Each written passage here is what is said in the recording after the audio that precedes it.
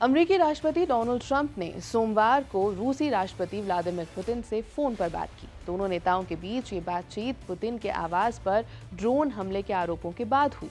रूस ने आरोप लगाया था कि यूक्रेन ने पुतिन के सरकारी घर पर ड्रोन से हमला करने की कोशिश की, जबकि ज़ेलेंस्की ने मॉस्को के आरोपों को मनगढ़ंत बताया। व्हाइट हाउस की प्रेस सेक्रेटरी कैरोलिन लिविट ने एक्स पर पोस्ट कर बताया कि राष्ट्रपति ट्रंप ने यूक्रेन को लेकर राष्ट्रपति पुतिन के साथ एक सकारात्मक बातचीत की है। एक रिपोर्ट के अनुसार इस बातचीत में हालिया सुरक्षा घटनाक्रमों पर भी चर्चा हुई। पुतिन के सहयोगी यूरी उशाकोव ने कहा कि रूसी राष्ट्रपति के आवास पर हमले को लेकर ट्रंप स्तब्ध और गुस्से में थे।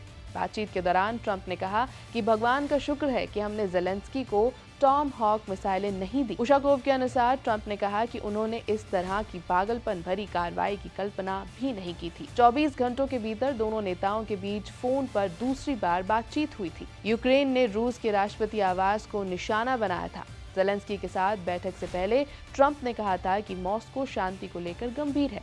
उन्होंने कहा था कि यूक्रेन पर रूस के हमलों को समाप्त करने के लिए जो समझौता हुआ है, हम उसके बहुत करीब हैं।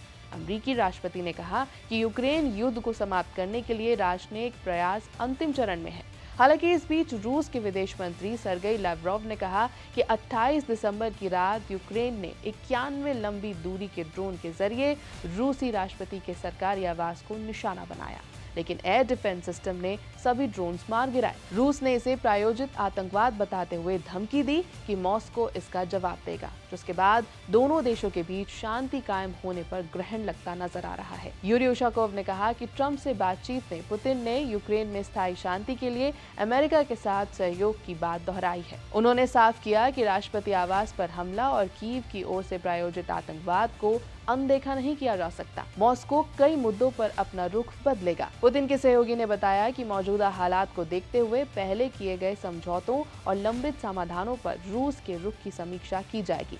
अमेरिका को इन चीजों को समझना चाहिए। यूक्रेन के नेता ज़ेलेंस्की ने पुतिन के सरकारी आवास पर हमले का खंडन कर दिया। उन्होंने कहा कि शांति को लेकर अमेरिका और यूक्रेन की ओर से की गई कोशिशों को रूस खतरे में डालना चाहता है। वो कीव में सरकारी आवास पर हमला करने के लिए सिर्फ एक बहाना तलाश रहे हैं। फ्लोरिडा में रविवार को डोनाल्ड ट्रंप और ज़ेलेंस्की की मुलाकात पर दुनिया की नजर टिकी हुई थी।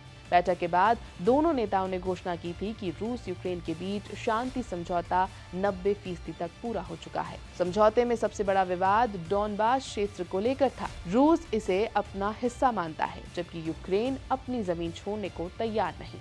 ज़ेलेंस्की ने बैठक के लिए अमेरिकी राष्ट्रपति का धन्यवाद किया था और कहा था कि प्रस्तावित शांति ढांचे के सभी पहलुओं पर विस्तार से चर्चा हुई।